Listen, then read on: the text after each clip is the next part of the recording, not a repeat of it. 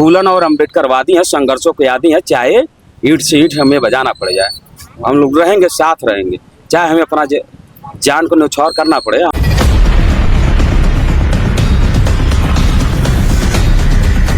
देश में जंगल राज बन चुका है। जो राम राज की बात लोग करते हैं।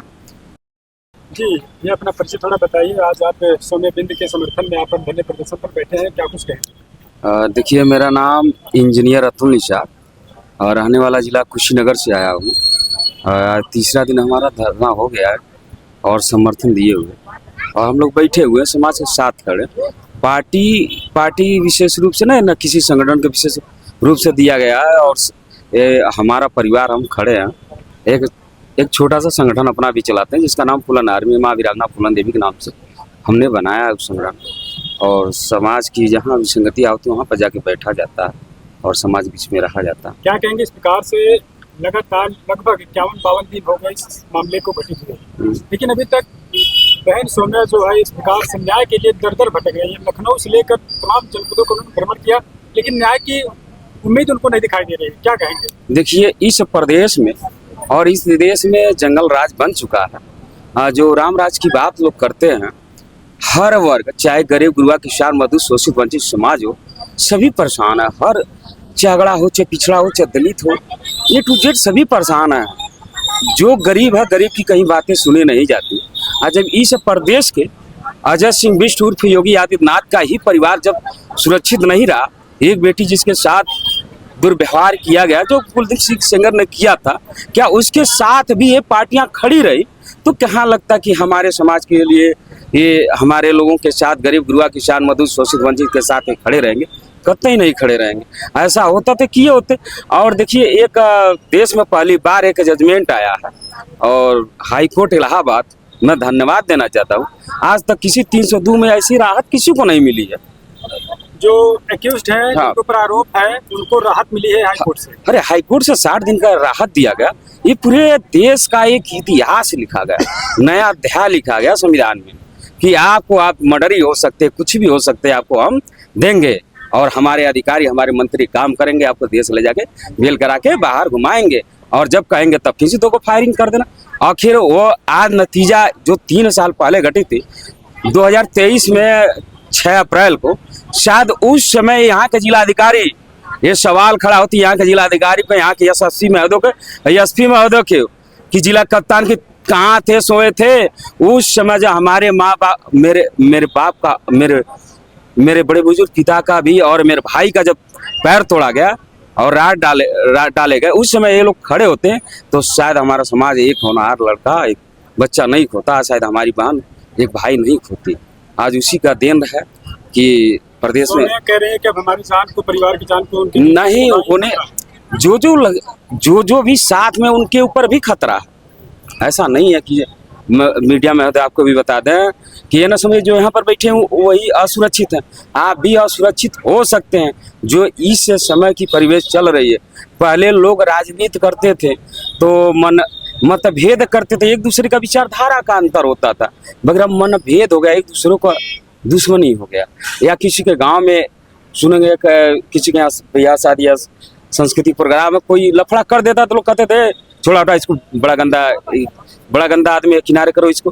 मगर ये अब किसको कभी इतिहास ये लिख दिया गया कि हमारे समाज के ऊपर कि हमारे लोग, अब हमारे भाई अब दुल्हा नहीं बन सकता, और हमारी बहनें सुहागिन आजीवन नहीं रह सकते, 1.5 महीने के अंदर उनके भी निपटा दिए जाएंगे, विधवा कर दिए जाएंगे। गाजीपुर का मामला है। इस प्रदेश में पहले तो लगा, इस प्रदेश में मुसलमान भाइयों का नंबर लगा, यादव और चमार जाटो भाइयों का लगा, उसमें कुर्मी कुशा सैतवार पटनवार पर भी लगा था। ये 2 साल से तकरीबन भरमला नुनिया लगे हुए हैं, तो अलग बात है। मैं जात विशेष की बात नहीं कर, चाहे जिस धर्म मजहब में पैदा लिए हो, जो गलत हैं तो गलत हैं, जो अपराधी तो अपराधी, कोई जात या धर्म नहीं होता, मजहब नहीं होता है, वो प्रवृत्ति होती है अपराध करने वाला। धरना प्रदर्शन कब तक चलेगा, क्या लगता है? देखिए, जब तक हमारे परिवार सुरक्षित नहीं रहेगा, और जब तक उनको लगेगा हम वहाँ सुरक्षित हैं, तब तक यहाँ इस जिले की सबसे सुरक्षित जगह मानी जाती है। अब मैं होता है इसको, मैं मान लो कि आज ये सुरक्षित जगह नहीं है, तो पूरे ही जिले का कोई सुरक्षित जगह नहीं है, और डीएम कार्यालय से ज्यादा कोई सुरक्षित जगह नहीं होती। डीएम साहब मुलाकात किए थे रात में एक दिन, तो क्या कुछ बात हुई थी सोम्या से?